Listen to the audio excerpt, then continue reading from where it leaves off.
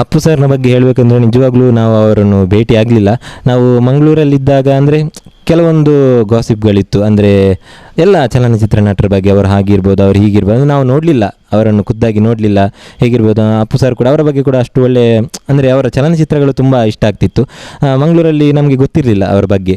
ಯಾವಾಗ ನಾನು ಅಲ್ಲಿ ಹೋಗಿ, ಅಂದರೆ ಅವರು ನಮ್ಮನ್ನೆಲ್ಲ ಅಗಲಿ ಹೋದ್ರ ಇಷ್ಟು ಬೇಗ, ಅದರ ನಂತರ ಅವರದ್ದು ಒಂದೊಂದು, ಅವರು ಏನೆಲ್ಲ ಹೆಲ್ಪ್ ಮಾಡಿದ್ದಾರೆ ಪ್ರತಿಯೊಬ್ಬರಿಗೂ, ಅವರ ವ್ಯಕ್ತಿತ್ವ ಏನು, ಇದೊಂದೊಂದೇ ನಮಗೆ ತಿಳಿತಾ ಬಂತು. ನಾವು ಅವರನ್ನು ಒಮ್ಮೆ ಸಹ ಮೀಟ್ ಆಗಲಿಲ್ಲಾದರೂ ನಮ್ಮ ಮನೆಯವರೇ ಯಾರೋ ಹೋಗಿದ್ದಾರೆ ಅನ್ನೋಷ್ಟು ದುಃಖ ನಮಗೆ ಅಲ್ಲಿ ಬಂದಿತ್ತು. ಅಲ್ಲಿ ಕುತ್ಕೊಂಡಾಗ ನಿಜವಾಗ್ಲೂ ನಮಗೆ ಕುತ್ಕೊಳ್ಳಿಕ್ಕೆ ಆಗ್ತಿರ್ಲಿಲ್ಲ. ಅಪ್ಪು ನಮನ ಅಂತ ಒಂದು ಕಾರ್ಯಕ್ರಮ ಮಾಡಿದ್ವಿ.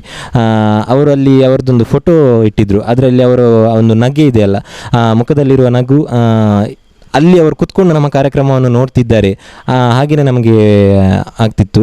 ಹಾಗಾಗಿ ನಿಜವಾಗ್ಲೂ ತುಂಬ ದೊಡ್ಡ ಇದೊಂದು ಆಕ್ಸಿಡೆಂಟ್ ಅಂತಲೇ ಹೇಳ್ಬೋದು. ಯಾಕಂದರೆ ಅಷ್ಟು ಆರೋಗ್ಯವಾಗಿದ್ದ ಒಬ್ಬ ವ್ಯಕ್ತಿ ಹೋಗ್ತಾರೆ ಅಂದರೆ ಅದು ಒಂದು, ಇದು ಅಂದರೆ ಎಂತಂತ ಹೇಳೋದು, ಎನಿಸ್ಲಿಕ್ಕೇ ಆಗೋದಿಲ್ಲ, ನಂಬಲಿಕ್ಕೇ ಆಗೋದಿಲ್ಲ. ಎಲ್ಲರದ್ದು ಜೀವದ ಮೇಲೆ ನಮಗೆ ಹೆದರಿಕೆ ಬಂದಿದೆ, ಇನ್ನು ಹೇಗೆ ಬದುಕುದು. ಅವರು ಅಷ್ಟು ಎಕ್ಸಸೈಸ್ ಮಾಡ್ತಿದ್ರು, ಅಷ್ಟು ಆರೋಗ್ಯವಾಗಿದ್ದರು. ನಾವು ನಾರ್ಮಲಾಗಿ ಏನೇನು ತಿಂತ ಇರ್ತೇವೆ, ಹಾಗಾದರೆ ನಮ್ಮ ಜೀವಕ್ಕೆ ಏನು ಬೆಲೆ ಇದೆ, ಹಾಗೆಲ್ಲ ಹೆದರಿಕೆ ಆಗಿತ್ತು. ಆದರೂ ಅಪ್ಪು ಸರ್ ನೀವು ನಿಜವಾಗ್ಲೂ ಮತ್ತೆ ಹುಟ್ಟಿ ಬರಬೇಕು. ಆದರೆ ಅವರು ಖಂಡಿತವಾಗ್ಲೂ ಅವರ ಚಿಕ್ಕಂದಿನ ಬಾಲ್ಯದಿಂದ ಇಲ್ಲಿವರೆಗೆ ಅವರು ಏನು ಚಿತ್ರಗಳನ್ನು ಮಾಡ್ತಿದ್ದಾರೆ ಅದನ್ನು ನೋಡಿ ಅವರನ್ನು ನಾವು ಜೀವಂತವಾಗಿದ್ದಾರೆ. ಇನ್ನೂ ಅವ್ರದ್ದು 2-3 ಚಿತ್ರಗಳು ಬಿಡುಗಡೆ ಆಗಲಿಕ್ಕಿದೆ.